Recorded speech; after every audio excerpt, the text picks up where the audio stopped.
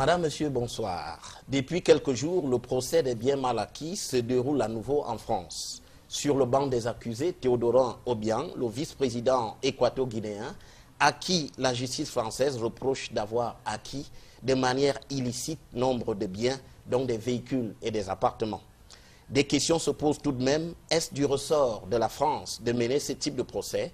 Au fond, si la Guinée équatoriale a mis ses biens sur son compte, pourquoi ce procès se poursuit-il? En fin de compte, si ces biens déjà saisis étaient maintenus en cet état et vendus, à qui irait le produit de leur vente? Deux personnalités nous permettent d'illustrer, d'examiner ce thème ce soir.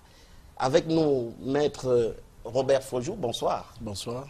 Vous êtes avocat au barreau du Cameroun. Effectivement. Alors vous vous occupez aussi des questions pénales, si on peut dire. Oui, au Cameroun, l'avocat est généraliste par nature, mais avec des compétences multiples, dont les aspects purement relatifs aux infractions pénales, notamment à caractère international, comme le cas qui est sujet à débat ce soir. Mais vous avez également été dans des juridictions internationales, notamment. Oui, à la Cour pénale internationale, oui, on a observé avec une autre montée, j'allais dire, en puissance des poursuites contre les dirigeants africains, un engouement pour nous autres conseils africains d'aller où sont jugés nos concitoyens, nos compatriotes, les Africains également, pour que la justice ne soit pas seulement dite en notre... que la justice soit dite en notre absence, mais que nous soyons présents sur le théâtre des opérations. Merci d'avoir accepté notre invitation, Maître Robert Fojou. Je vous remercie de m'avoir invité. Avec vous ce soir, Théophile Yengemoyo, bonsoir. Bonsoir. Vous êtes le président du mouvement citoyen, MOSI.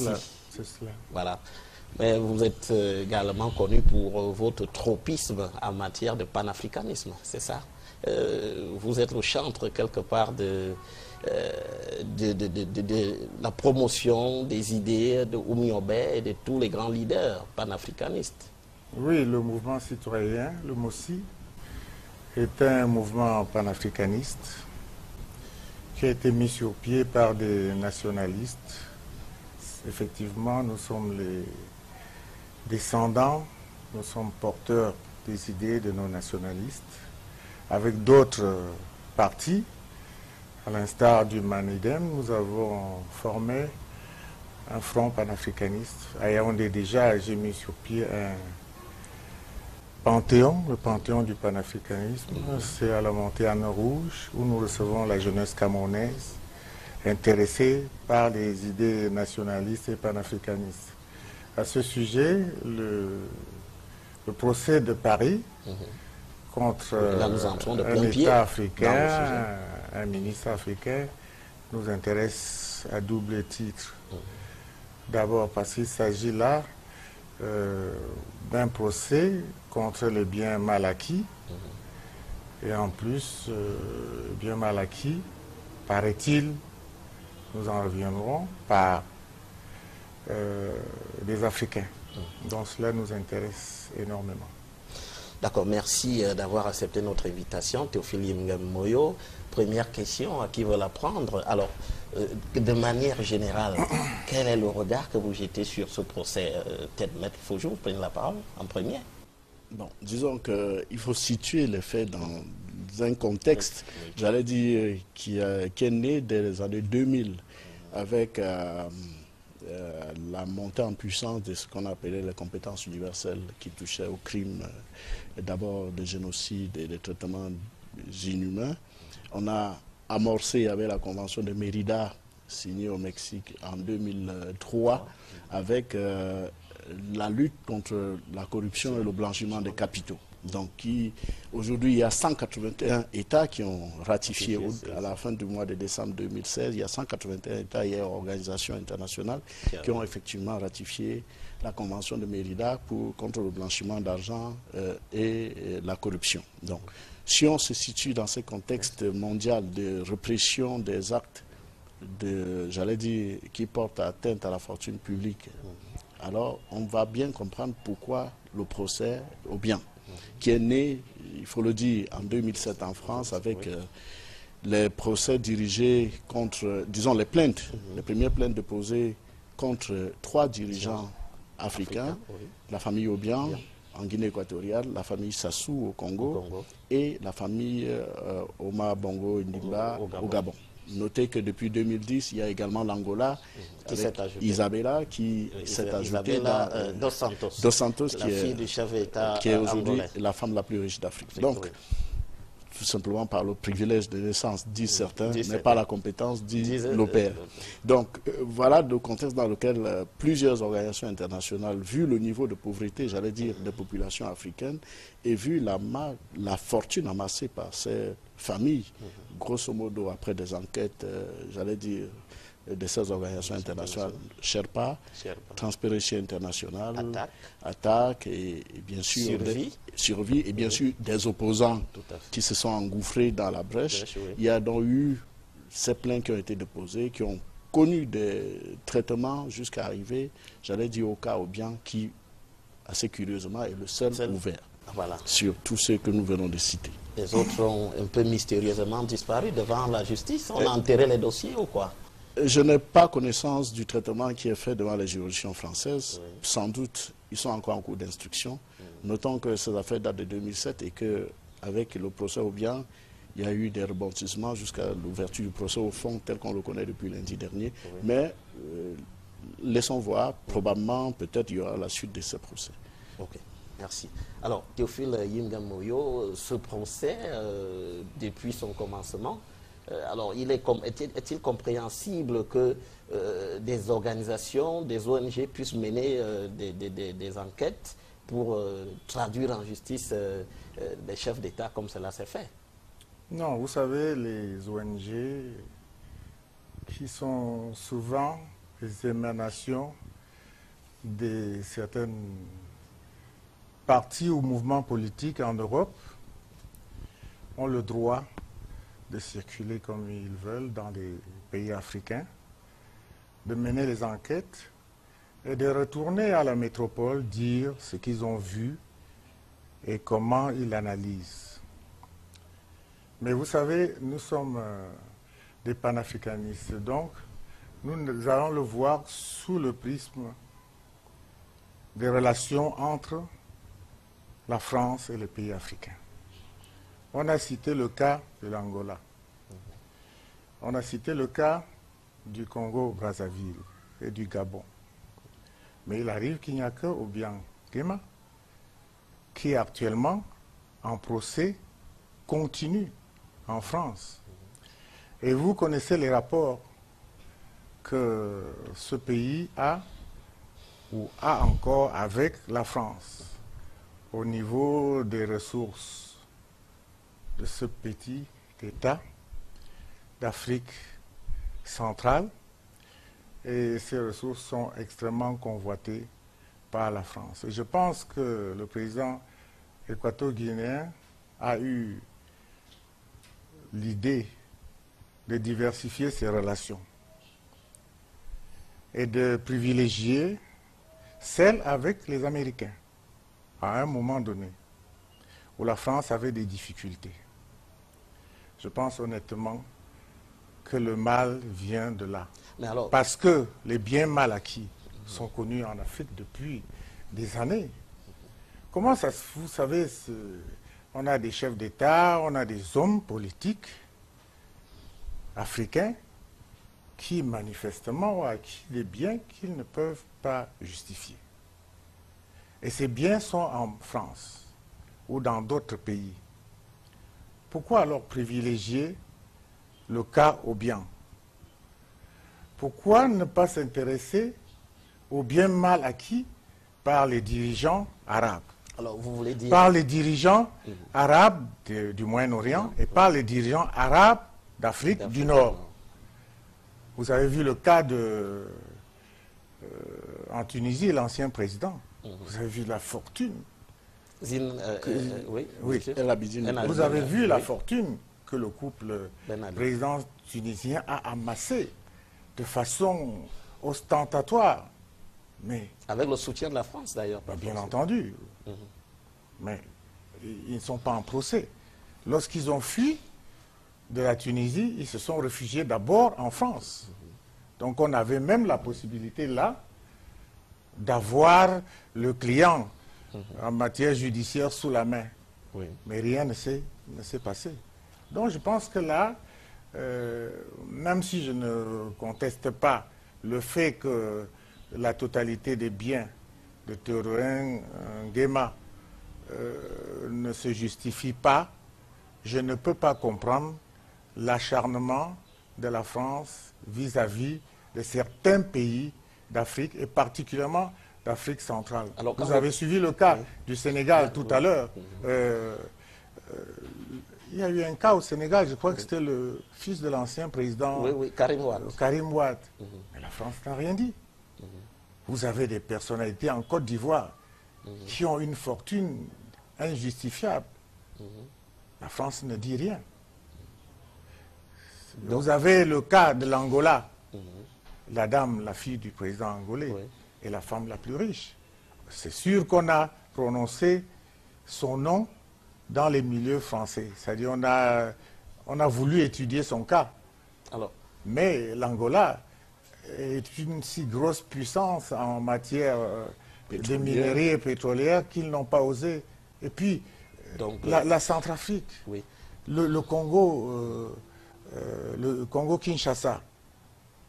Mais là-bas, j'ai fait un tour là-bas il y a moins d'un mois. Là-bas, les minerais sont exploités à ciel ouvert. Et alors, quand est-ce que la France, on fera le procès de la France pour les biens mal acquis en Afrique? Oui, alors Théophile Ngamoyo, si on vous suit bien, vous entendez dire que la Guinée équatoriale serait peut-être le petit pousset dans la cour des grands, entre le Gabon le Gabon et le Congo-Brazzaville. Ça saute aux yeux de tout le monde. Je viens de vous expliquer ce que comment moi je comprends ce problème. Oui.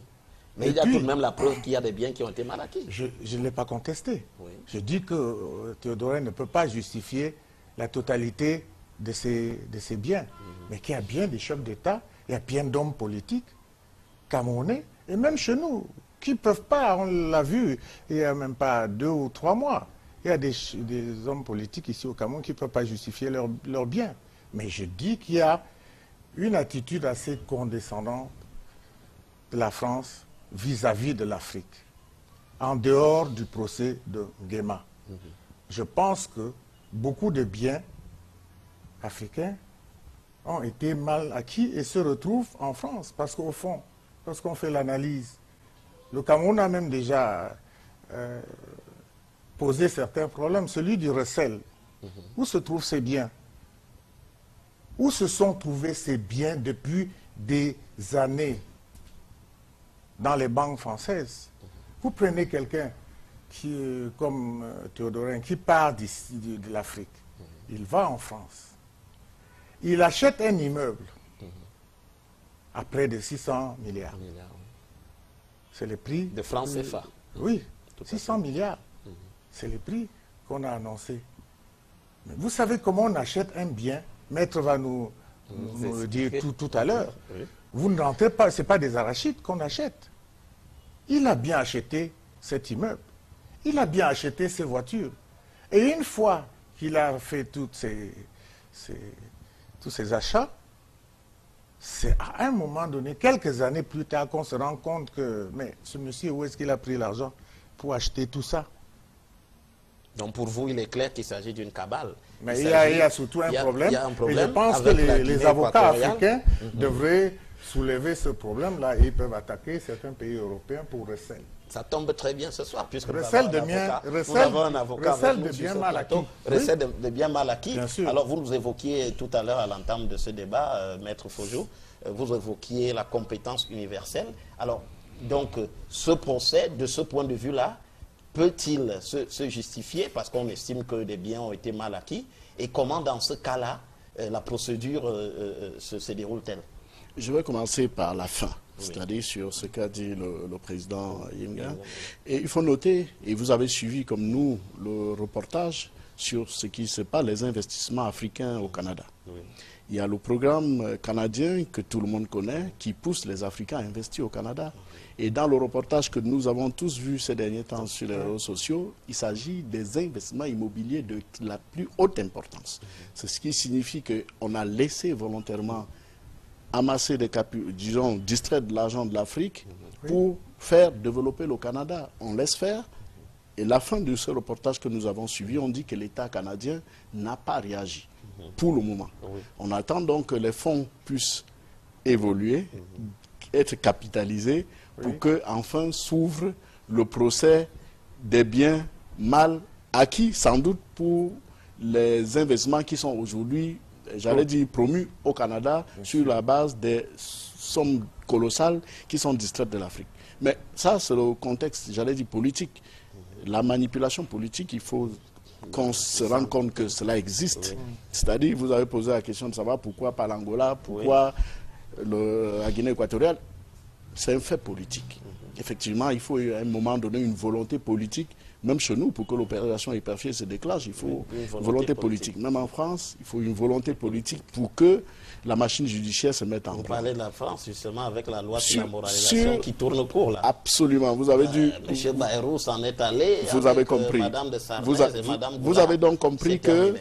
effectivement, à un certain moment, la machine judiciaire obéit à la façon dont le paysage politique se dessine, y compris la carte sur le continent africain. La Guinée équatoriale constitue aujourd'hui la poule aux yeux d'or. C'est notre petit Qatar, mais personne ne se soucie de ce qui se passe au Qatar. Le travail au noir. Vous avez vu, personne ne se soucie, personne n'est poursuivi. Mais si c'est pour que QSI investisse pour le Paris Saint-Germain, on est tous au stade, le dimanche on applaudit. On lui demande pas. Mais revenons au contexte pour dire que on peut se plaindre en tant qu'Africain que des procès pareils aient lieu. Mais en tant qu'avocat, il faut qu'on revienne à ce qui peut justifier...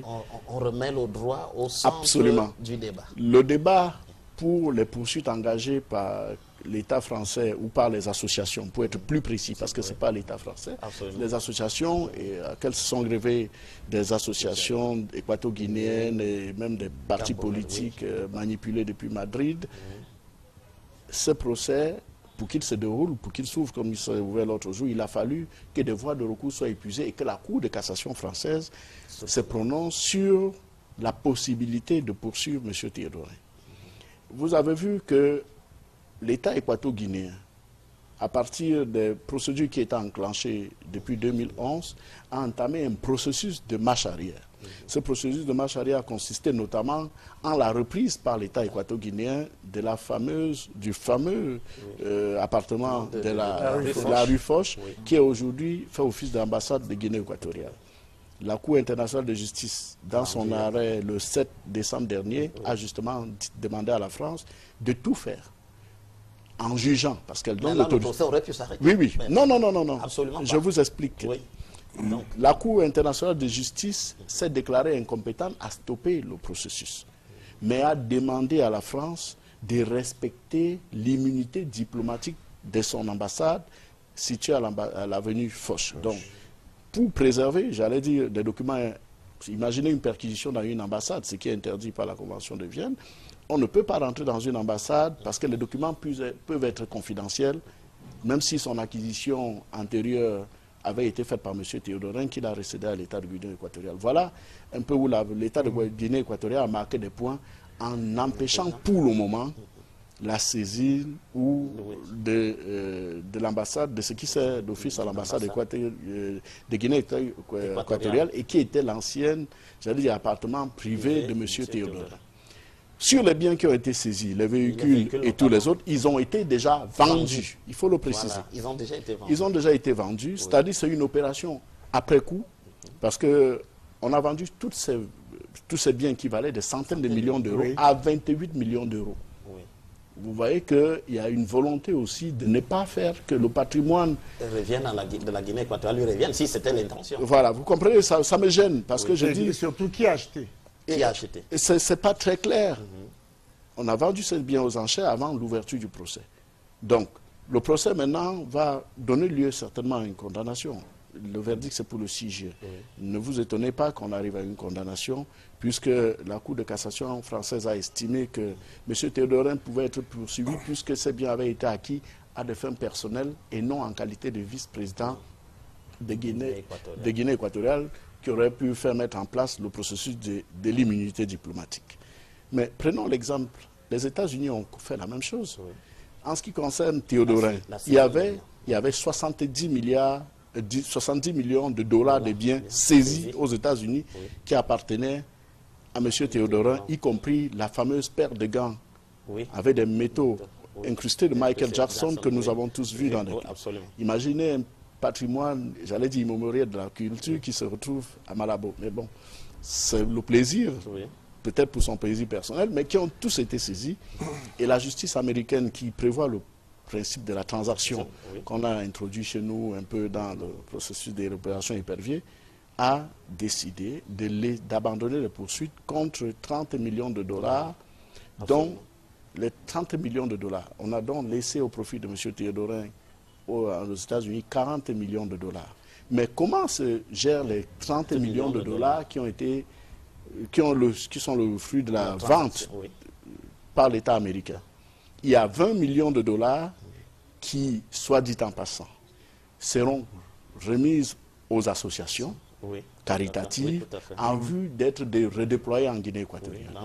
Pensez-vous un seul instant ce que cet argent est en train de produire au profit du Trésor américain? Ce n'est pas pour le moment au profit des populations de Guinée équatoriale. Les 10 millions de dollars restants seront réinvestis par le Trésor américain parce que c'était des amendes au profit des gouvernements selon la période. Vous comprenez donc... sous forme de prêt. Sous forme de prêt peut-être. C'est là pour l'avenir, même dans pour l'avenir, mais évidemment, je ne suis pas sûr que lorsque la famille Obiang sera au pouvoir, le Trésor américain va reverser les 10 millions. Dans tous les cas, le Trésor américain, comme le Trésor français, c'est sucre sur la bête. En réalité, blanc bonnet. La France, comme les États-Unis... En réalité, ils tirent tous le bénéfice, un bénéfice actif de ces revenus que nous aurions souhaité voir réinvestis en Afrique. Nous aurions souhaité qu'on demande, par exemple, à M. Obiang, vendez et remettez cet argent à des fonds d'investissement de votre pays. D'ailleurs, la Guinée équatoriale est en train de penser à la création d'un fonds d'investissement, notamment, pour pouvoir gérer ce genre de situation qui résulte aussi de la... Vous avez vu, de l'appétit ou de la jeunesse flamboyante du vice-président Obiang. La Suisse a procédé en novembre dernier à la saisine de 11 véhicules. 11 véhicules sur l'aéroport de Genève qui étaient à destination de Malabo. Je doute fort que les rues de Malabo à Bébéine puissent permettre que tous ces véhicules puissent rouler. Nous sommes d'accord que c'est des petites folies qui sont arrivées. Mais la Suisse a saisi tous ces véhicules. Et qu'est-ce qu'on en a fait? Et ils sont maintenant en attente. C'est pour vous dire, on laisse acheter, le bénéfice rentre dans le trésor suisse, et ensuite on saisit les véhicules. Ni M. Obiang, ni l'Afrique, ni les populations de Guinée équatoriale, dont on dit qu'ils vivent au-dessus de ce peuple, n'ont pas le retour immédiat de ce qui a été saisi.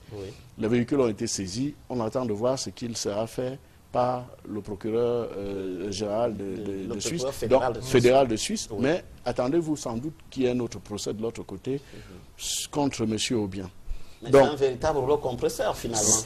Si l'autre objectif, on peut deviner. Les États-Unis, les États-Unis ne sont on peut deviner.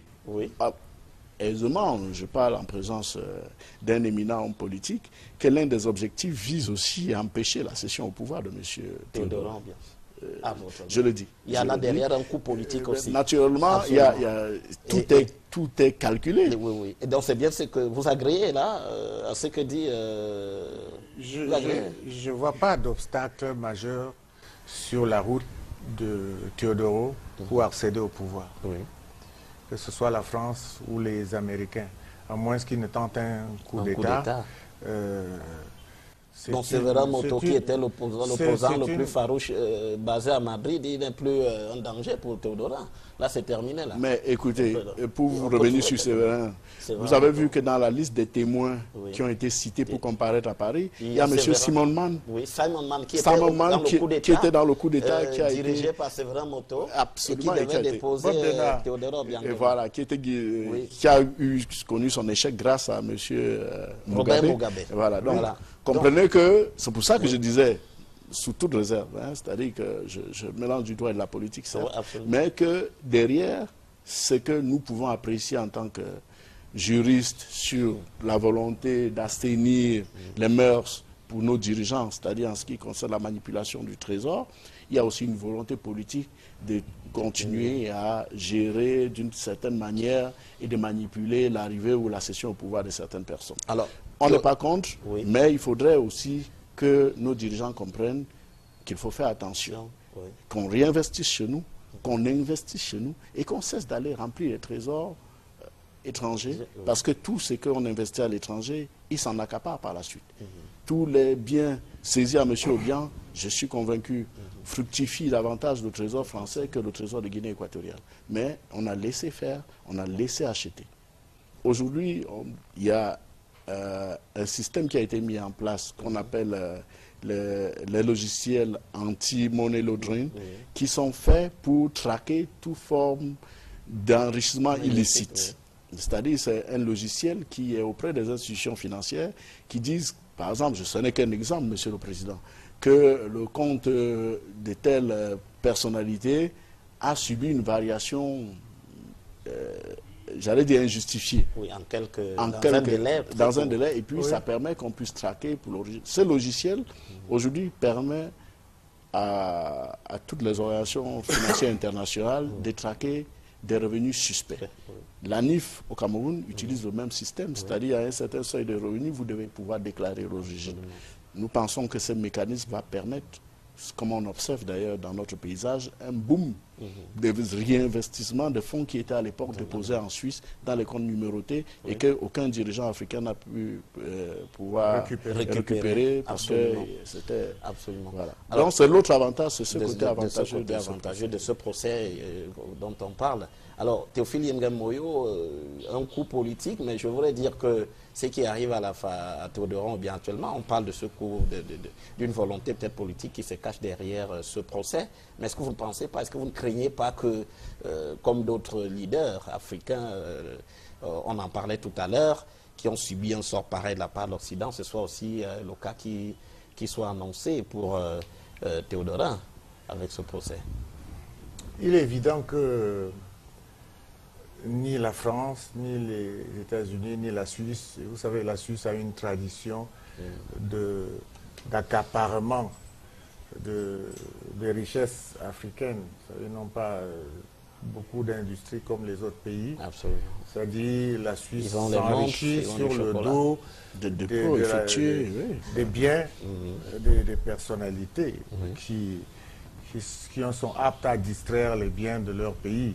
C'est le cas de Mobutu, c'est Seko, le cas d'Abacha, vous avez les cas même de certains présidents du Moyen-Orient ou d'Afrique du Nord qui ont investi des sommes énormes. Mais je dois vous dire une chose, là où c'est un peu vexant, et je pèse mes mots, quand vous allez sur les Champs-Élysées, il n'y a presque plus de Français qui possèdent l'immeuble sur les Champs-Élysées, la Grande Armée, l'avenue Hoche. Mais comment est-ce qu'un chef d'État qui est au service de son peuple, que son État soit un État pétrolier ou pas, et où il y a des milliers de personnes qui croupissent dans la misère, peuvent s'acheter des bâtiments entiers sur les Champs-Élysées ou même dans certaines rues de New York. Oui, tout à fait. Maître l'a dit tout à l'heure, et je l'avais dit avant, tout se fait au vu et au su de tout le monde. Je ne peux pas débarquer à Paris et acheter un immeuble sans qu'il y ait une armada de notaires, d'avocats, derrière. Sans qu'il y ait un enregistrement qui fait Sans qu'il y ait rentrer, un enregistrement qui fait rentrer l'argent dans le qui fait trésor. rentrer l'argent dans le compte, de l'État français. Bien sûr. Mais tout ça, ça s'est passé au vu et au su de tout le monde. Alors, la question qu'on peut poser au tribunal, où était l'État français? Parce que il y a des biens qui ont été confisqués par certains États pendant la Seconde Guerre mondiale, par exemple aux Juifs. Mais c'était la guerre. Donc il y a eu des personnes qui étaient, parce qu'ils étaient les plus forts, ils sont rentrés chez des personnalités ou chez des personnes et ont récupéré leurs biens. Parce qu'il y avait la guerre, parce qu'il y avait la raison du plus fort. Comment cela s'est passé, donc, en plein XXe siècle, à Paris, à New York, et maintenant au Canada? Parce qu'il s'agit aussi de cela. Où est-ce que les Africains prennent tant d'argent pour aller construire des grands ensembles au Canada? Sans qu'on leur dise rien. Sans qu'on leur dise quoi que ce soit, ni les États où ils investissent ainsi. Parce que moi, je croyais qu'on devait investir en Afrique. On devait construire des logements en Afrique. Mais là, on apprend que pendant que les Africains n'arrivent pas à se loger décemment, parce que pendant que nos enfants voguent dans la boue à longueur de journée dans les quartiers mal famés, vous savez, c'est extrêmement difficile. Alors, lorsque vous voyez une ville comme la nôtre, et on nous apprend qu'il y a des Africains qui s'en vont investir au Canada, au vu au su de tout le monde. Peut-être qu'ils font partie, peut-être qu'ils sont Canadiens. Oui, finalement, pour vous, Théophile Ngamoyo, ce qui est en cause, ce n'est pas tant le fait qu'on investisse, qu'on ait volé de l'argent, ou qu'on l'ait acquis de manière illicite, mais c'est plutôt le fait que les Occidentaux, eux, laissent les Africains aller investir en fermant les yeux. Non. Est-ce que les deux se valent sur la balance? Non, ce n'est pas ce que j'ai dit. Absolument, je vous écoute. Le mouvement citoyen Le Mossi est un mouvement nationaliste. Nous ne sommes pas pour la prévarication. Absolument. Nous ne sommes pas pour que les gens prennent plus qu'ils ne peuvent en manger à table. Vous comprenez? Lorsque vous avez un enfant à table et que la maman vient servir à manger, il y a un qui veut prendre pour 3 personnes, vous devez taper les mains sur la table et dire, mais il y a les autres qui ne sont pas rentrés de l'école, et les autres qui vont manger. Mais ici, c'est la cour du roi Péto, dans tous nos pays. Mais je me disais que la France, en tant que pays tutelle, devrait dire, oh là, vous exagérez. Vous n'avez pas à ramener l'argent que vous prenez dans vos pays pour venir investir ici. Au lieu de ça, la France laisse faire. C'est pour ça que j'ai traité la France d'État receleur. C'est le recel. Quand vous achetez un poste radio au quartier qui a été volé quelque part, ici au Cameroun, si on vous attrape, vous risquez autant que le voleur. Oui, sinon plus. C'est ça le recel. Et tous les biens, disons équato-guinéens, pour que les Français comprennent bien, puisqu'ils disent que les biens d'Obiangema, actuellement, c'est les biens de la Guinée équatoriale. Même s'ils ne sont pas prêts à rendre ces biens à la Guinée équatoriale, ces biens sont dans un état de recel par la France. Et ce que les Africains doivent exiger, c'est qu'on récupère, qu'ils ne le remettent pas à Théodorin. On reviendra dessus. Vous comprenez? Qu'ils ne le remettent pas, mais qu'ils les remettent, c'est ce que Maître a dit tout à l'heure. Mais les Américains, qui remettent ça, ou bien qui vendent, mais qui remettent l'argent en Guinée équatoriale. Il y a eu un système d'investissement en Afrique, les fameux CDE. Donc on peut appliquer... Le contrat de désendettement. Bien sûr, on peut appliquer tout un système. Ça veut dire, qu'est-ce que vous avez comme investissement à faire? Il y a une université à construire à Bertois. Il y a un pont à construire sur le Chari. Ça, c'est le Cameroun qui le dit. Alors on vient et on construit le pont sur le Chari avec les biens qu'ils ont confisqués. Ça. Mais ce n'est pas ça le cas. Le destin de l'argent. Il est important de préciser, comme le dit le président, que dans le cadre de la Convention de Mérida, on a bien prévu que les États victimes devraient être partie civile de tous ces procès. Mais les États ne sont pas partis. Mais dans le procès qui se déroule en France, oui. Je me plains parce que l'État de Guinée équatoriale n'est pas partie civile au procès. Est-ce que c'est possible? Normalement, comme l'a dit le président, on devrait s'attendre à ce que les sommes qui résulteraient, j'allais dire, de cette condamnation ou alors du produit des ventes soient rétrocédées à la partie civile de Guinée équatoriale qui va les réinvestir au profit des populations ainsi démunies. Il n'y a pas pour le moment, dans le cadre du procès qui se déroule à Paris, d'autres bénéficiaires peut-être des condamnations, en attendant que le juge, peut-être s'il arrive à une condamnation, se prononce sur la distribution des deniers qui découlent du produit de la vente, mais on y observe. Absolument.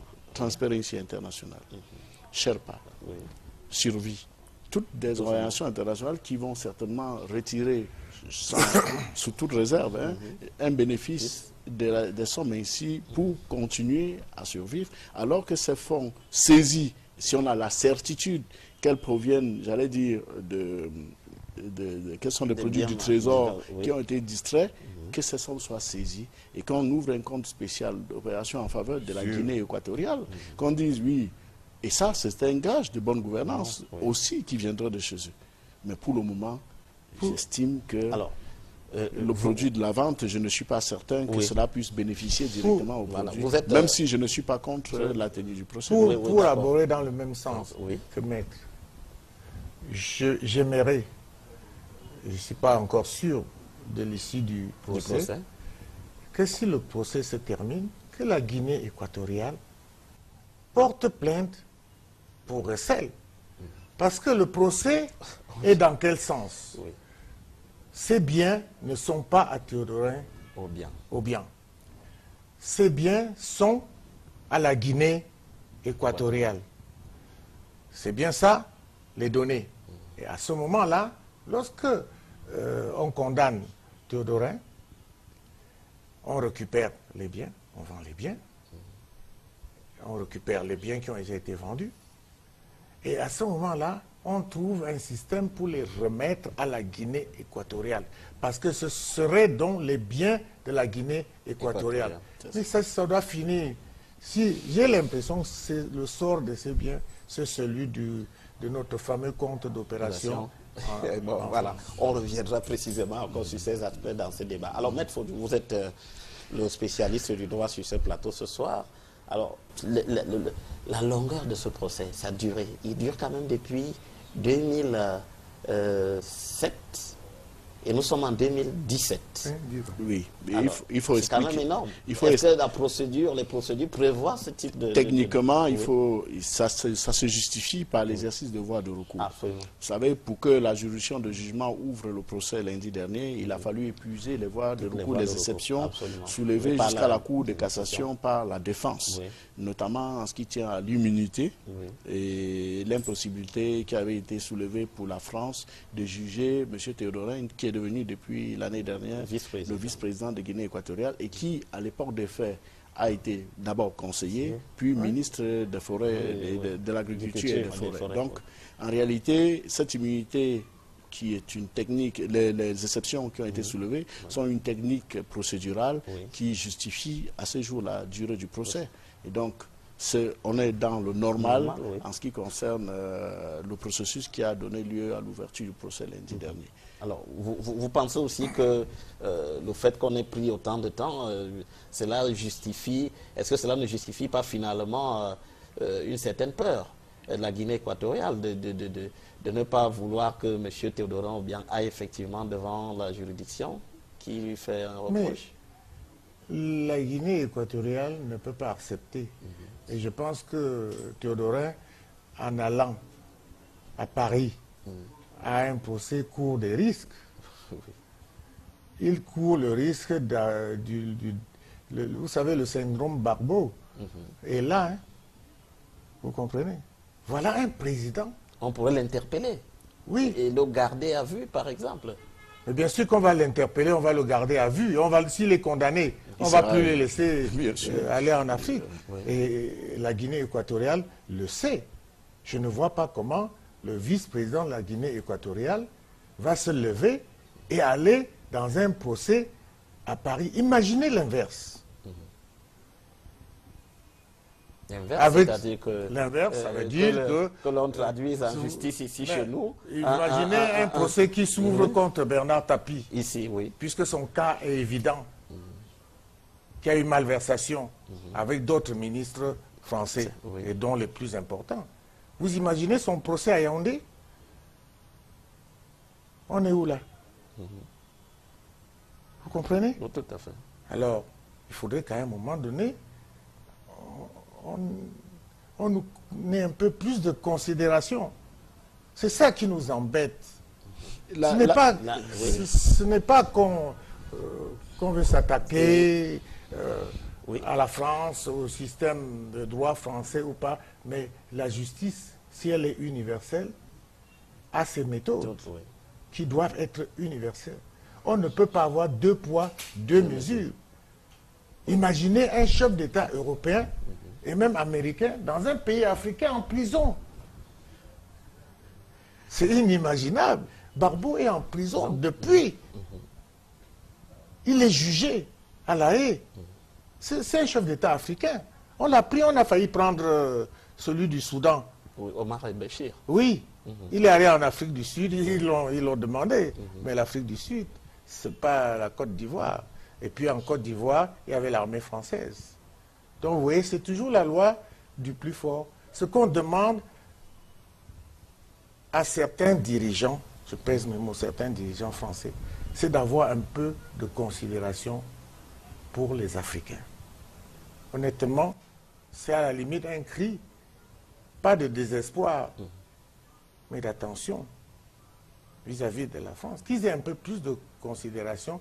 À ce moment-là, on pourra mieux traiter au niveau des affaires. Parce qu'au fond, en toile de fond de tout ce qui se passe là, il y a les affaires. Tout à fait. Il y a le contexte économique.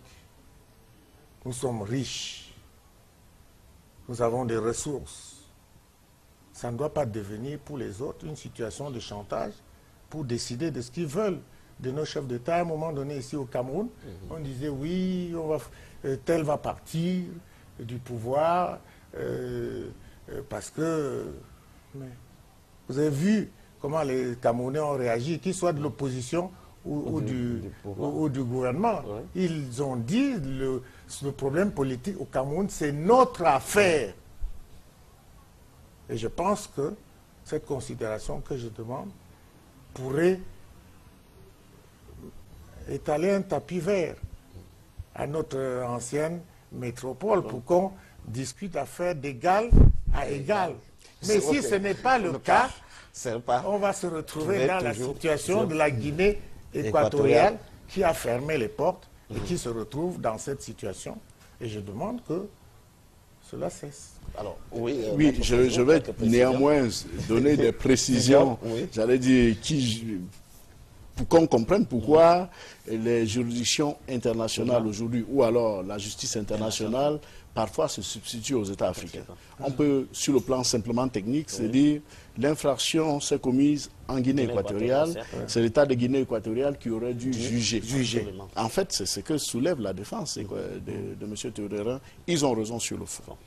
Maintenant, sur la forme et la mise en branle d'un procès, on se retrouve avec ce qu'on a constaté dans le cadre du procès Gbagbo ou de l'affaire Hissène Habré, et ainsi de suite, avec les cours africaines spéciales qui l'ont jugé à Dakar. En fait, nous sommes arrivés à une difficulté sur le plan de la justice internationale.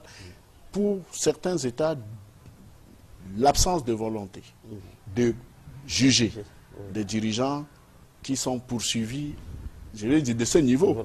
L'État du Cameroun juge des ministres et ainsi de suite. Mais bon, la difficulté pour l'État de Guinée équatoriale, de juger en Guinée équatoriale le vice-président de Guinée équatoriale, c'est l'absence de volonté qu'on note de ce côté et l'impossibilité de la tenue d'un tel procès en Guinée équatoriale. On a mis ce ce mécanisme dans, j'allais dire, dans les traités internationaux qui créent les différentes cours spéciales qu'on a connues, que ce soit au Rwanda, en ex-Yougoslavie ou parce que les juridictions de ces États étaient incapables de mener à bien des procès de façon équitable. Et c'est ce mécanisme qui justifie aujourd'hui que l'on juge. Je suis d'accord, sur ce que vous dites. Mais il y a un hic. Vous avez un couple présidentiel où il est de notoriété publique que les responsabilités sont partagées que c'est à part égale que les responsabilités. C'est le couple Gbagbo. Oui. Mais on vient prendre Gbagbo, on l'amène à La Haye. On est bien en train de juger Mme Simone Gbagbo en Côte d'Ivoire. Ça veut dire qu'on aurait pu juger Gbagbo en Côte d'Ivoire. C'est là où ça ne fonctionne pas dans l'esprit des nationalistes. Mais vous ne craignez pas que l'impossibilité dont parle Maître puisse s'appliquer également au cas Gbagbo? Parce que vu la tension qui régnait après 2011, était-il possible d'organiser un procès Gbagbo en Côte d'Ivoire? Mais pourquoi on organise un procès de Mme Gbagbo qui est, d'après ce que j'entends, est autant responsable que M. Gbagbo, que le président Gbagbo? Elle n'était tout de même pas présidente, Théophile. Mais tout le monde l'a dit, même à La Haye, je suis ce procès minute by minute. Même à La Haye, on soulève le problème de Mme Gbagbo, qu'elle est aussi responsable que son mari. Donc on aurait pu juger M. Gbagbo en Côte d'Ivoire. Pourquoi on ne l'aurait pas jugé? Puisque à l'époque, qui dirigeait la Côte d'Ivoire lorsqu'on a pris Gbagbo et qu'on a gardé Mme Gbagbo? Qui avait le pouvoir effectif en Côte d'Ivoire? C'était la France. Donc la France aurait pu maintenir en détention le président Gbagbo. Il n'y aurait pas eu de soulèvement. Vous comprenez? Ça veut dire qu'il y a un problème. Le problème, c'est que si Gbagbo restait en Côte d'Ivoire, on n'aurait pas à remettre aussi facilement le pouvoir à l'actuel président. Oui. Donc, c'est ça, il aurait pu constituer un véritable caillou dans la chaussure de la France, naturellement. Oui, mais ça, c'est pas qu'il aurait pu. Il est un caillou dans la chaussure de la France, en Côte d'Ivoire. De la France. Ce que je veux dire, c'est que ce qu'on peut faire pour l'un, on peut le faire pour l'autre. Pour le cas de la Guinée équatoriale, c'est vrai parce que c'est le vice-président au pouvoir. Est-ce qu'on imagine un juge équato-guinéen convoquer Théodore Obiang? Est-ce que c'est possible? Est-ce que Théodore Obiang Nguema a perdu sa fonction de vice-président? C'est comme ici au Cameroun. Les gens disent parfois que le procès, qu'on n'arrête pas tel, on n'arrête pas tel. Ils sont en fonction. Le problème, c'est de les démettre. Et c'est ça peut-être qui n'arrivera pas en Guinée équatoriale. Mais il vaut mieux attendre et jouer un bon procès que d'avoir un mauvais procès. Parce que il peut ne plus être vice-président demain. Quelqu'un d'autre peut le juger. Mais le problème là maintenant... oui, pour aller dans votre sens, il y a quand même eu des cas comme celui de Pinochet. Il a fallu attendre de nombreuses années au Chili. Maître Faujour, avant de voir le cas de Pinochet, je le connais parce qu'on était étudiants. Voilà, absolument. Nous, on a eu, en tant qu'étudiants, on a eu à héberger des Chiliens qui avaient fui leur pays. Le cas de Pinochet, si on fait un parallèle, tout à fait, sur le plan sociologique, n'est pas très différent de ce que nous vivons en Afrique. Les États-Unis avaient voulu la peau de Salvador Allende, qui était un patriote, qui était un communiste et qui était un révolutionnaire. Il n'était plus d'accord pour qu'on puisse vendre le cuivre chilien à son prix qui devait bénéficier au peuple chilien. Alors les Américains ont dit quoi? Il faut, si ce monsieur-là, ce langage, la CIA, si ce monsieur-là, il faut le dégager. Il ne pouvait pas le dégager facilement parce qu'il était populaire. C'était quelqu'un qui avait été élu. Alors, ils ont commencé à susciter des grèves des camionneurs pour qu'on ne transporte plus le cuivre, pour que le transport ne fonctionne plus. Il y a eu un chaos. Ils ont paralysé le pays. Ils ont paralysé le pays, exactement ce qui se passe aujourd'hui au Venezuela. Avec M. Maduro. Avec M. Maduro. Alors, donc c'est exactement... Alors à ce moment-là, ils ont renversé Allende. Allende a préféré mourir que d'aller peut-être... Parce qu'on pouvait l'extrader et le juger ailleurs et le condamner. C'est la même méthode. Or, à la longue, ceux qui utilisent la méthode forte, on ne peut jamais être fort, assez fort pour le demeurer tout le temps. Tout le temps. Oui. Ce n'est pas possible. Il faut que certains chefs d'État de ces pays-là, qui lisent, qui se cultivent. Ils ne le sont pas. Sinon, ils n'auraient pas. Prenez les Américains. Avec toute cette armada de conseillers qu'ils ont. Mais non, ils ont des intérêts qui sont au-dessus de la culture, de leur culture. C'est ça le véritable problème. Parce que sinon, ils ne feraient pas certaines choses. Qui gagne sur le pétrole vénézuélien? Est-ce qu'ils savent quel est le régime qui va sortir de là? Un militaire peut prendre le pouvoir. Demain, il sera plus difficile à battre que Maduro. Et ils ne savent pas. Les Russes, sur le plan international, ce n'est plus la Russie d'il y a 10 ans. Vous comprenez? Sinon, Maduro ne serait plus chef d'État. C'est ça le véritable problème. On demande aux gens, mais quand vous êtes à la maison et vous faites la guerre à votre femme tous les jours, vous allez continuer jusqu'à quand? C'est elle qui fait à manger. C'est elle qui soigne les enfants. Vous allez au boulot, vous retournez, vous l'engueulez. Elle va se demander un jour, mais qu'est-ce que ce monsieur veut? À partir de ce moment, elle dit, mais il n'a qu'à m'engueuler comme il veut, je me tais. Vous allez vivre comme ça combien d'années? Qu'est-ce qu'on veut au Venezuela? C'est le pays qui a le plus de pétrole dans cette zone-là. Et qu'est-ce qu'on veut à Théodorin Obiang? Non. C'est aussi la... C'est pas pareil. On sait ce qu'on veut. Mais ici, là, ils sont à la porte des États-Unis. Oui. Ils ne sont pas sûrs de gagner. Absolument. Parce que le pétrole, là, les Américains veulent de ce pétrole-là.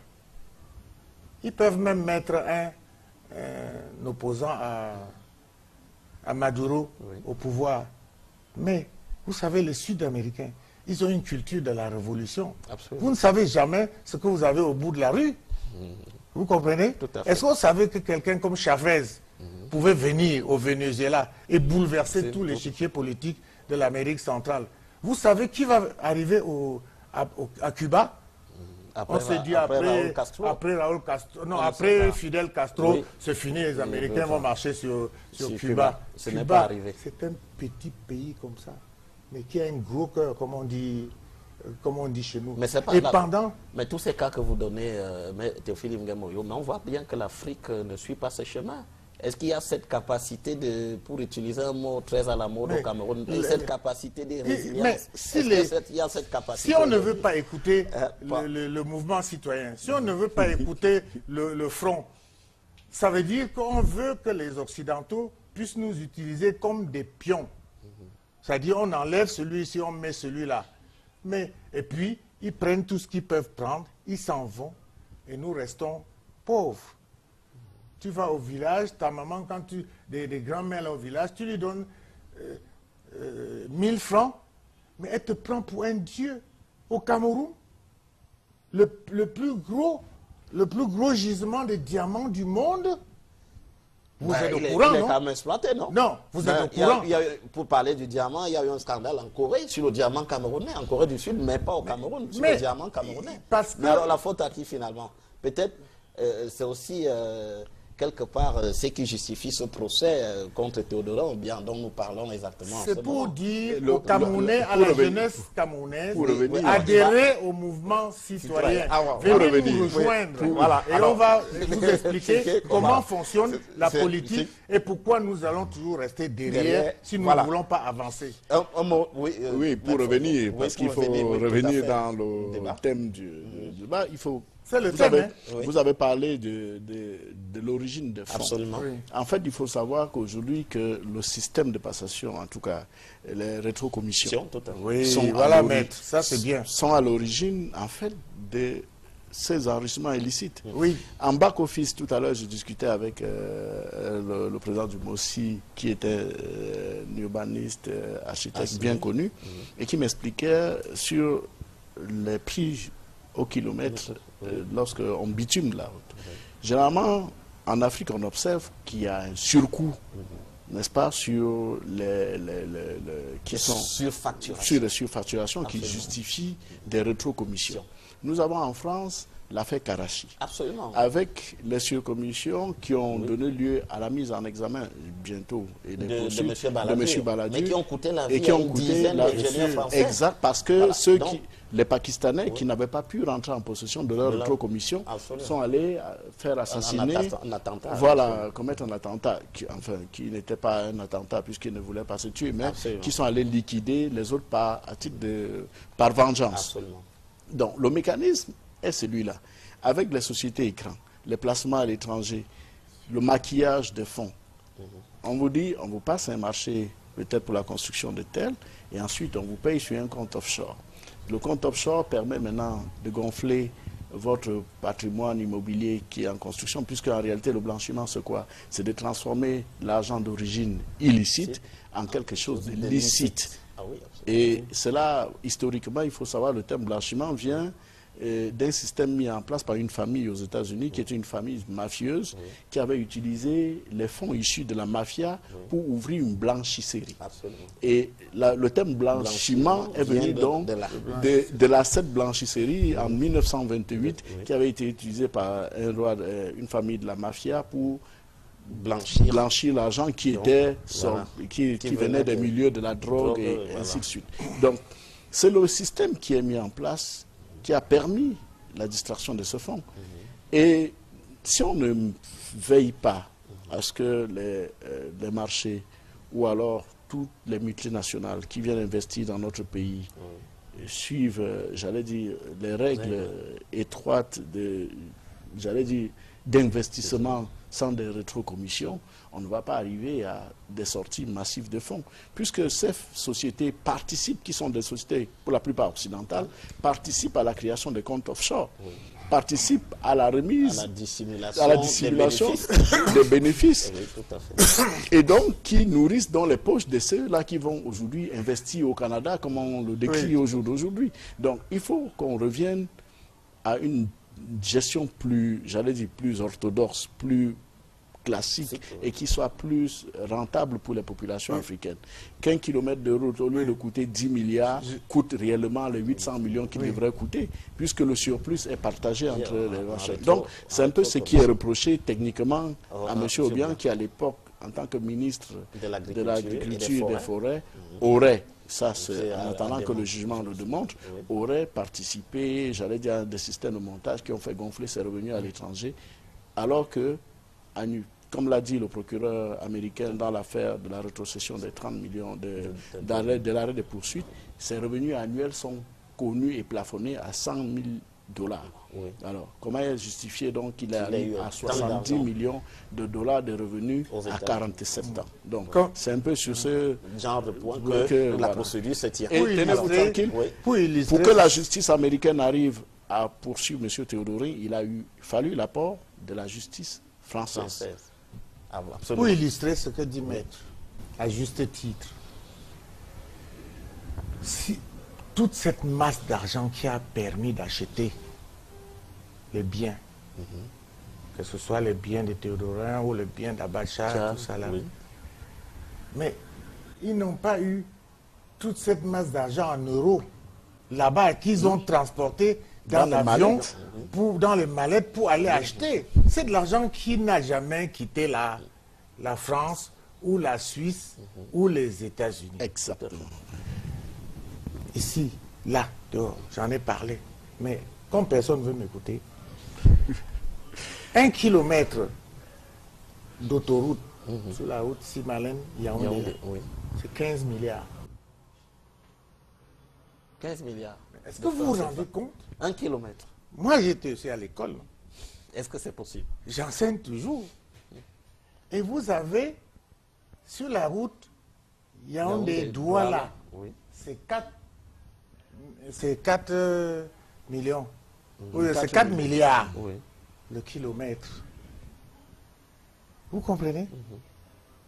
Alors, d'où vient cette différence? Oui, oui. Ce gap-là, il est important. Ce qui veut dire quoi? Excusez-moi. Ce qui veut dire que le gap là va se partager. Mais cet argent n'est pas là au Cameroun. Oui. Cet argent est ailleurs. Donc la redistribution se fait ailleurs. Cet argent ne vient pas ici. Donc en réalité, on peut même remettre en Oui. cause la thèse de bien mal acquis, qui consiste à penser qu'on La a thèse, pris cet argent de il la ne Guinée peut pas- équatoriale pour Oui. appauvrir la Guinée Non, équatoriale. et ces biens ne peuvent pas être mal acquis par une personne. Vous comprenez? Le gap là, je vais vous donner un exemple. En fait, qu'est-ce qui je paye vous le donne un marché? exemple. C'est le trésor, c'est le trésor du Je pays vous donne- qui sort les 15 milliards. Bon, si ce que monsieur Oui. Yimgan dit est valable, ça veut dire que c'est le trésor du pays qui paye. Oui. Et ça se redistribue Ça à se l'étranger. redistribue Voilà, ailleurs. absolument. À travers des bénéfices. Je vous donne, donc c'est pas l'argent comme ça qu'on oui. va distribuer. Je vous donne un exemple. D'où vient-il que je conçoive un immeuble? Je fais les études. Je l'évalue à 35 milliards. Et après, on me l'enlève sans aucune justification, parce que c'est moi. Et on le donne à quelqu'un d'autre pour aller le réaliser. Et on est à plus de 65 milliards aujourd'hui au Cameroun, le projet de l'Assemblée nationale. Alors comment ça se passe? C'est pas parce qu'on ne veut rien dire. Et ils sont dans des systèmes de manœuvre où même le président, lui, il va pas s'en rendre, il n'est pas là pour voir tout ça. Tout à fait. Ou quand il va s'en apercevoir, démêler à l'inverse sera tellement difficile, Oui. ça compliqué qu'il peut dire, bon, ça va. C'est fait. Mais vous prenez des avions qu'on achète, les stades, Oui. pour qu'on ne dise pas que je parle des choses que je ne connais pas. Mais en Guinée, au Gabon, on construit les stades à 30, 40 milliards. Chez nous, on est à Chez plus de nous, on 100 est à milliards. 150 Milliards. milliards pour préparer à la CAN. Et ils n'avancent même pas. Ils n'arrivent même pas à le faire. Vous donnez 10 fois plus d'argent à quelqu'un pour faire un boulot, il n'arrive pas à le faire. Et on pense qu'on va faire les stades de la CAN pour la CAN 2019. Vous savez ce que c'est fait? Il y a dans toute construction ce qu'on appelle les délais Tout à fait. incompressibles. Quand vous construisez une maison, il y a une dalle. La dalle qui est là, c'est 28 jours pour que ça sèche, pour que tu puisses Continuer. Vous comprenez, non? Oui. Alors, vous restez là chez vous, vous dormez, vous dites on va construire les stades. Vous avez construit en combien de temps? Et personne ne dit rien. Je vous dis que on ne peut pas construire les stades là pour la CAN. Qu'on revienne dans 2 ans, qu'ils me disent comment eux, ils ont appris ça plus que moi. Vous comprenez? C'est des problèmes techniques. Tout à fait. Nous Bon, sommes alors, dans exactement- tout ça, Oui. vous allez voir de l'argent filer. On dit, on est en train de faire le stade. Et après, on dit, il a pris du retard. Donc même ceux de 72 n'ont jamais été achevés. Mais non. Absolument. Ils n'ont jamais été achevés. On est là. On a même mis des gens en prison. Allez à l'Omnisport. Puisque l'Omnisport Vous voyez dit, les stades la annexes. Ce vérification. n'est même pas l'éclairage. Bon. Bon, voilà, c'est ce type justement de mélange de mauvais genre qui amène des actes de corruption. Peut-être sûr. qui nous amène aussi à ce procès Bien sûr, de c'est Théodorin ça. dont nous parlons ici aujourd'hui. Alors, question assez importante aussi dans cette affaire. Qu'est-ce qui va se passer? C'est vrai qu'on n'a pas encore le prononcé du verdict, mais qu'est-ce qui va se passer? C'est-à-dire dans 2 cas de figure, si Théodorin n'est pas condamné, ou alors s'il est condamné, à quoi on doit s'attendre dans ce cas de figure? Il faut dire que la structuration des arguments des partis, vous avez dû observer que ce qui est demandé à Théodorin, même à son absence, c'est de prouver l'origine licite des fonds qui ont servi à acheter tous ces biens qui sont aujourd'hui. Mais que, à contrario, ce n'est pas la technique de la défense utilisée par les avocats de M. Théodorin qui ont utilisé ce que nous appelons la défense de rupture. La défense de rupture consiste à transporter le sujet et à le placer sur un autre terrain. Et le terrain sur lequel ils ont porté, naturellement, arrange l'africaniste, que le président Moyo, qui consiste à dire, vous le jugez parce qu'il est noir, vous le jugez parce qu'il est d'origine d'Afrique, vous le jugez parce qu'il est... D'ailleurs, l'un des avocats l'a dit l'autre jour, vous ne pouvez pas penser, vous ne pouvez pas imaginer un seul instant qu'on puisse juger le vice-président américain en Afrique. Donc, le débat qui est celui-là, vous voyez, la technique qui est utilisée n'est pas celle qui va tendre à dire que oui, les biens sont issus de tel machin et ainsi de suite. Et naturellement, ces exceptions, si on suit ce qui se passe d'ordinaire dans ce type de procès, vont conduire à une condamnation inévitable de M. Théodorin. Parce que non, disons que le système permet, puisque ces avocats comparaissent, il n'y a pas de défaut, il n'y a pas de contumace. Absolument, tout à fait. C'est ça, un procès, ils prennent la parole, le jugement est réputé contradictoire à son endroit, il est censé comparer par la personne de ces avocats. Et donc, on va probablement, sous toute réserve, en attendant le 6, arriver à un verdict qui soit celui de la condamnation. Certes, la défense a également demandé au tribunal, qui ne l'a pas accepté, d'ajourner le procès en attendant que la Cour de justice internationale se prononce sur le fond de la question de l'immunité. Absolument. La question de l'immunité qui prend du temps pour être jugée. Parce qu'eux, ils estiment que les faits ont été commis lorsqu'il n'était pas vice-président de Guinée équatoriale, qui lui confère l'immunité qu'il a depuis octobre de l'année dernière, et qu'ensuite, en vertu de l'origine des fonds qui n'ont pas été placés parce que est qualité de vice-président de Guinée équatoriale, il peut donc être jugé. Donc, on va aller vers un bras de fer qui va sans doute nous amener à un verdict qui pourrait ne pas nous réjouir, j'allais dire réjouir l'africaniste à une condamnation de M. Obiang. Mais la bataille ne va pas s'arrêter à ce niveau, puisque vous savez, aujourd'hui, on est devant le tribunal correctionnel de Paris, il y a donc les voies de recours qui pourront être exercées devant la Cour d'appel de Paris, éventuellement la Cour de cassation, en attendant effectivement que la Cour internationale de justice se prononce sur la question de l'immunité. En ce qui concerne cet immeuble, l'enjeu aujourd'hui n'est pas les biens saisis qui ont été vendus.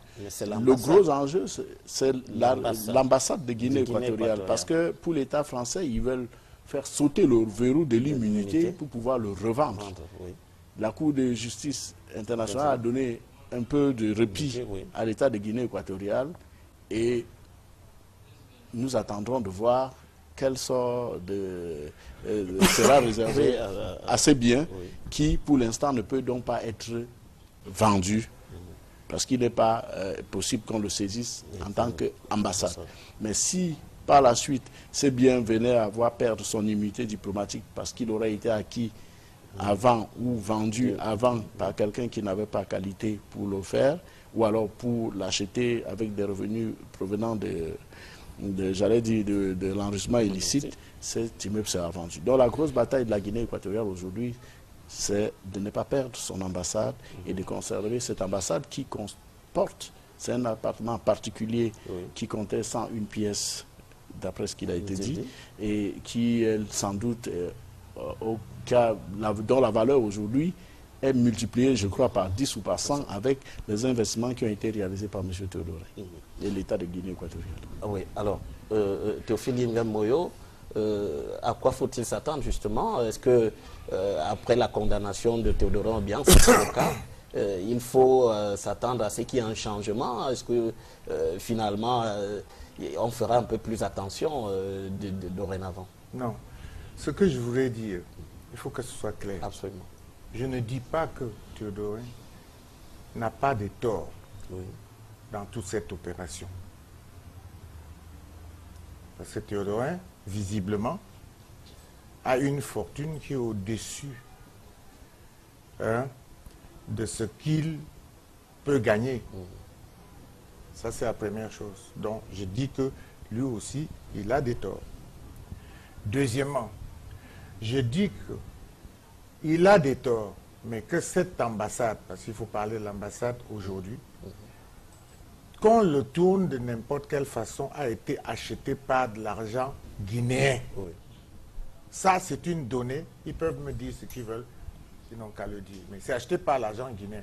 Donc, il n'est même pas question, au risque d'avoir un crash diplomatique, qu'on puisse prendre ce bâtiment à la Guinée. On peut le prendre à Théodorin. Mais pas à la Guinée. Mais pas à la Guinée. Puisque l'hypothèse de départ, c'est que Théodora a pris l'argent de la Guinée, indûment l'argent de la Guinée, pour venir s'acheter quelque chose. Maintenant, la France devrait dire, puisqu'il a acheté cet immeuble, et puis que maintenant on a mis la main dessus, monsieur le président de la Guinée, voilà l'ambassade c'est quand même en France. Ça veut dire que le destin de cette ambassade ne peut plus changer, ne pourra pas changer. Ça, c'est quelque chose qu'on peut accepter. Et l'État équato-guinéen demeurera, puisqu'il l'État au-delà des personnes, va demeurer. au-delà de la Parce personne, que si on le prend aujourd'hui, et que par une partie inadvertance, c'est ça, de la famille Nguema, quelqu'un d'autre prenne le pouvoir, qu'est-ce qu'ils vont dire? Qu'est-ce que le président va faire? Vous croyez qu'il ne va pas réclamer son bien en sachant que, hypothèse, le vice-président, du moins le ministre de la Forêt, a pris de l'argent de la caisse de la Guinée et allait acheter un bâtiment. La France a estimé que c'était au-dessus de ses moyens et qu'il fallait rendre cet argent à la Guinée, donc rendre le bâtiment. C'est pour ça que je demande que la France puisse traiter ce problème-là, même sur le plan politique. La France a intérêt à ce que la Guinée ne perde pas son ambassade. Mais parce que l'ambassade, ce n'est pas l'ambassade d'Obiang Nguema, c'est l'ambassade de la Guinée équatoriale. Je pense que même ceux qui défendent à ce procès-là doivent le dire. Parce qu'on est en train de faire comme si le procès, c'est contre la famille. C'est l'ambassade de la Guinée équatoriale. De la Guinée. Bon, deuxième chose. Troisième chose, hypothèse où il est condamné. On revient à la deuxième hypothèse. Il est condamné. Quelle est la condamnation? C'est qu'il a mal acquis ses biens. Au détriment de qui? De la Guinée équatoriale. Maintenant, on l'a condamné, on a pris les biens. Vous rendez ces biens à la Guinée équatoriale. C'est comme ça que nous, les nationalistes, les patriotes, devons défendre cette situation. Si ce n'est pas ça, qu'on m'explique autre chose. C'est comme ça que ça doit se passer. C'est pour que ceux qui veulent investir demain en France sachent que tôt ou tard, les Occidentaux, s'ils sont les amis des Africains, vont ramener cet argent-là en Afrique. S'ils sont nos amis, vous comprenez? Alors, les gens qui ont pris de l'argent ici, qui ont investi, parce que je peux vous dire qu'il y a plein d'immeubles à Paris, dans les 500 mètres de l'Arc de Triomphe, il y a des Camerounais qui habitent là. Ça, je peux vous dire. Moi aussi, je m'arrive d'aller là-bas. Donc, je connais il y a des Camerounais qui habitent là-bas. Tout ce que je souhaite, c'est que le jour où il y a un procès et que les Français considèrent ça comme bien mal acquis, qu'ils disent au gouvernement camerounais, au 16 de la rue de Tel, au 32 de la rue de Tel, il y a une personne qu'on a condamnée, c'était à cette personne-là. Ça a été acheté par détournement de fonds. Donc, qu'est-ce que vous voulez qu'on en fasse? Si vous voulez, la France les vend et met l'argent dans votre caisse. La France ne peut pas vendre un immeuble qui appartient à la Guinée équatoriale et empocher l'argent. Oui. Et donc, ce que vous voulez aussi dire, si on vous suit, c'est qu'il n'y a pas que la Guinée équatoriale, le Gabon et le Congo qui sont finalement dans cette affaire. On peut étendre ce type de procès, ou alors on peut s'intéresser à l'origine douteuse de certaines fortunes. Mais vous savez ailleurs bien, aussi. Même ici. Oui, même au Cameroun. Même ici. Le président de la République, dans un discours, a dit que certaines personnes ne se sentent pas au-dessus de la loi et qui vont rendre gorge. Vous vous rappelez de cette phrase, non? Bon, mais il y a des procès qui sont là. Même si les procès, de temps en temps, on dit qu'ils sont mal menés, il faut toujours aller au fond du problème. Il y a telle chose qu'il fallait faire. Il y a un pont à tel endroit qu'on devait construire. Oui. Il y a un avion qu'on devait acheter. La question qu'on se pose, où est le pont? S'il n'y a pas de pont, où est l'argent? S'il y a l'argent présidentiel qu'on voulait acheter, où est l'argent présidentiel? Parce que ce n'était pas l'avion de Paul Biya, c'était l'argent du président de la République. C'était l'avion du président de la République. Où est l'avion? On voit qu'il n'y a pas l'avion. Où est l'argent? On prend l'argent. Voilà. Vous comprenez? Oui, tout à fait. Pour moi, tous ces trucs-là, c'est aussi simple. Ce qui fait que les Camerounais, les Africains n'auront plus tendance à prendre quelque chose qu'on va reprendre. C'est une gymnastique qui est à la limite inutile. Si je vole des milliards, de 100 milliards, 150 milliards, je m'en vais les placer dans une banque à Paris ou dans les petites villes, parce qu'ils placent souvent dans les petites villes pour qu'on ne puisse pas retrouver. Mais je vais à Kondengui, je suis là-bas, ou bien à Nubel, je suis là-bas. Qu'est-ce que je gagne?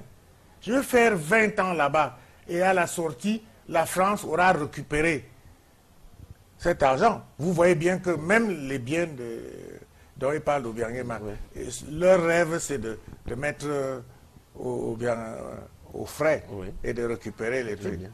Parce que si les chefs de l'État, en tant que chef de l'État demain, et en tant que président de la Guinée, il va demander à la Guinée qu'on remette les biens de la Guinée à la Guinée. Il faut qu'on ne personnifie pas trop le destin de l'argent de l'État. Parce que c'est ça. Ils se disent que, d'un côté, ils disent que Obiang a volé, et de l'autre côté, ils ne veulent pas rendre l'argent là où Obiang a volé. Mais c'est quoi ça? On veut une chose et son contraire. Oui, il faut qu'on soit logique. Maître Fodio, il y a quand même une question intéressante. Est-ce qu'aujourd'hui, que pèsent les juristes africains dans ce genre de débat? Je sais pas. Qu'est-ce qu'ils pèsent? Hélas, comme vous avez vu, et à la Cour pénale internationale, très peu de personnes africaines qui sont poursuivies prennent des avocats africains. Je me réjouis que dans le cadre du procès de M. Obiang, il y a quelques avocats africains que je ne vais pas nommer, mais on a constaté que très souvent, et même dans le cas Gbagbo, vous avez vu, lorsqu'il était au pouvoir, il a fait venir des avocats français dont Maître Jacques Vergès, et bien sûr, voilà. Donc c'est pas toujours des avocats. Et très souvent, les Africains qui ont vécu, qui connaissent un peu la situation dans laquelle vivent les populations, ne sont pas invités aux côtés des partis civils. Je n'ai pas vu, sauf à regarder la liste complète des conseils des associations Transparency International, ce sont des avocats français. Il y a quoi? Il y a un complexe là? Non, je ne sais pas, mais je dis, il faudrait qu'on songe, lorsqu'il y a un cas de cette nature, à associer des juristes africains qui maîtrisent parfaitement j'allais dire, l'environnement qui est le leur et qui peuvent porter, s'ils sont partie civile, les voix des personnes qui ont été victimes, j'allais dire, de la distraction de fonds. Du côté de ceux qui sont au pouvoir, il faut également songer à associer à leur défense ceux qui les connaissent, ceux qui peuvent porter davantage, j'allais dire, l'aspect politique des fonctions qu'ils exercent en Afrique. Donc, en tant qu'africaniste, comme l'a dit le président, je pense qu'ils songent tous à voir dans la défense de M. Obiang des avocats africains. Mais je crois qu'ils se comptent très peu. Mais sur le bout des doigts. Il faut qu'on songe très souvent à associer les juristes africains à ce type d'opération. Donc, effectivement, pour nous, c'est une déception, une fois de plus, de voir que la plupart des avocats, que ce soit la Cour pénale internationale, que ce soit, dans ce procès, que les avocats africains soient la plupart du temps absents.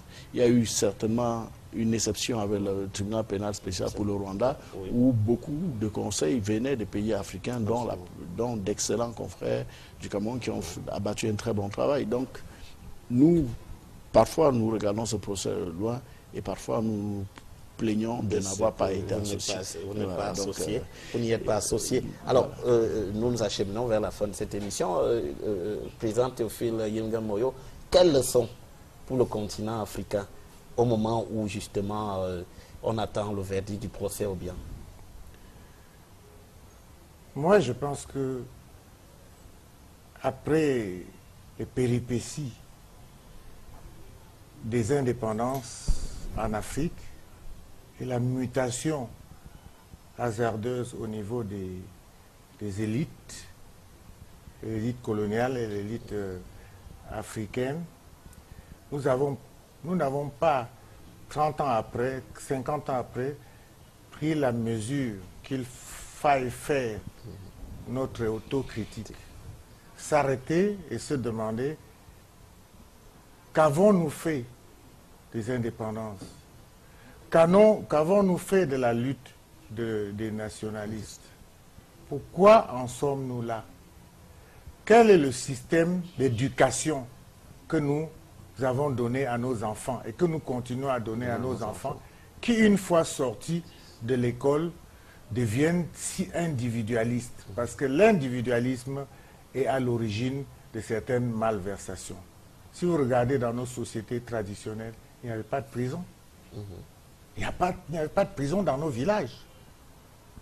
Alors, nous n'avons pas cherché à savoir pourquoi il n'y avait pas de prison dans nos villages. Donc, il faut faire notre autocritique. Nous avons à remettre en cause beaucoup de choses, dont le système éducatif. Nous avons un système, le système qui est le système qu'on nous a imposé depuis la colonisation. Personne ne nous oblige à y rester. Nous faisons du mimétisme. Or, comme ils sont les Occidentaux ont une tradition individualiste, nous voyons bien que lorsque nous avons des enfants, qu'on éduque dans ces systèmes-là, ça a des travers inimaginables. Les sommes dont on parle là sont énormes. Même quand on prend des choses en France, ça n'atteint pas certains degrés. Donc je pense qu'il faut qu'on fasse l'autocritique. Et je pense que le mouvement nationaliste camerounais a beaucoup de choses à faire pour ramener la jeunesse dans la voie, dans le droit chemin. Dans le droit chemin, si je peux avoir cette prétention-là. Et c'est pour ça que nous avons créé le Panthéon du panafricanisme. C'est pour ça que nous avons le Front patriotique et panafricaniste. Pour que les gens viennent ressourcer, pour savoir d'où l'Afrique vient et où elle va. Se ressourcer et dans la tradition de ce que nous a montré Cheikh Anta Diop et tous les autres nationalistes. Alors, un dernier mot sur ce sujet, Maître Fojou? Oui, j'aurais aimé que, comme on a vu avec le procès Abré à Dakar, qu'on arrive à un système qui permette, je vous ai parlé tout à l'heure des fameux logiciels anti-blanchiment, anti-money laundering, qui permettent aujourd'hui de savoir que des revenus d'un tel ont accru de manière exponentielle et injustifiée. Qu'à partir des traitements de données qui sont en possession de toutes les institutions financières internationales, qu'on sache que les investissements qui sont aujourd'hui promus au Canada sur la base des fonds africains, c'est-à-dire des fonds peut-être distraits dans les pays qui ont été cités dans le fameux reportage, que ces fonds permettent une traçabilité, que ces logiciels permettent de savoir d'où viennent ces agents et que ces dirigeants africains ou ces élites africaines soient jugés en Afrique. Soient jugés en Afrique, y compris par des cours spéciales qui pourraient être créés en dehors de leur pays d'origine. Mais surtout, que chaque fois qu'on observe des mouvements de capitaux en provenance d'Afrique et détenus par des dirigeants africains, qu'un signalement rapide soit donné par ces États, au lieu d'attendre que ces fonds soient réinvestis dans ces États avant de dire que c'était des fonds qui étaient... Parce qu'ils mettent le développement de leur pays en avant et ensuite ils viennent crier par la suite que si votre tête ne leur plaît pas, que oui, bon, cet argent avait été volé par X qui est vice-président ou qui est président de ce pays, alors qu'ils ont tourné cet argent. Vous voyez la COSNEC One, Le véhicule qui a été saisi en oui, Suisse, oui. a été conçu en 7 exemplaires uniquement dans le monde. L'un des exemplaires a été saisi à Genève. Mais pour le construire, on a dû prendre le goût de la personne, on savait à qui ça appartenait. On aurait donc pu stopper le mouvement avant que l'argent ne soit à la avancé. commande. À la commande. Les fonds ont été engloutis des millions d'euros. Maintenant, on saisit et ça reste là-bas. Donc, il faut qu'on arrive à un système qui permette que la justice se fasse. Il y a une escroquerie quelque part dans que ce la mode justice de se fasse fonctionnement. normalement Oui. et que ces fonds reviennent au profit des populations qui sont aujourd'hui victimes, j'allais dire, de la distraction de ces fonds-là. Alors, L'argent doit revenir aux populations par tous les moyens, au lieu d'être bradé à 28 millions d'euros par le trésor. Ces nombreuses voitures qui ont été vendues en valaient une centaine. C'est-à-dire, si on les avait vendues normalement, ces fonds auraient été reversés à Guinée équatoriale, qu'on aurait vu des écoles ou des hôpitaux, mais on les a bradés sans doute aux enchères et de manière intéressée et voilà, à un vil prix, alors qu'elles valaient 10 fois leur valeur. Donc, c'est sur ce plan que je ne trouve pas satisfaction, parce que même l'objectif visé de la vente de l'ambassade de Guinée équatoriale, je ne suis pas sûr que si on le vendrait au prix qui arrangerait l'État guinéen. Donc, alors, merci Maître Robert Fojou, merci Théophile Yemgamoyo d'avoir accepté notre invitation. Merci aussi à vous, chers téléspectateurs, de nous avoir suivis pendant 90 minutes dans ce débat qui portait sur ce procès en cours à Paris contre Théodorin Obiang, le vice-président de la République équato-guinéenne. Je vous donne rendez-vous dimanche prochain lorsqu'il sera 20h30 sur Equinox Télévision. En attendant, restez en compagnie de nos programmes. À bientôt.